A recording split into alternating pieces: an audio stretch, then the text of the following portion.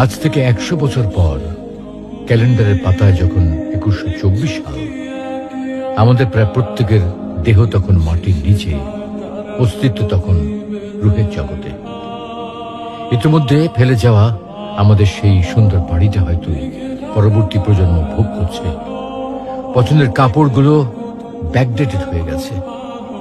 শখের গাড়িটা হয়তো অন্য কেউ চালাচ্ছে, আর আমায় খুব কম জনের স্মরণে রেখেছে, হয়তো কেউ ভাবেও না।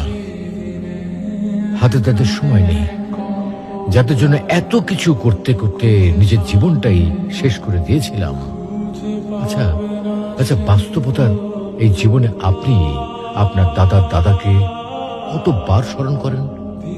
আপনার দাদির কথা আপনি কখনো কি আপনার মনে পড়ে? পৃথিবীর বুকে আজকে এই বেঁচে থাকা, এত হইচই, এত মায়া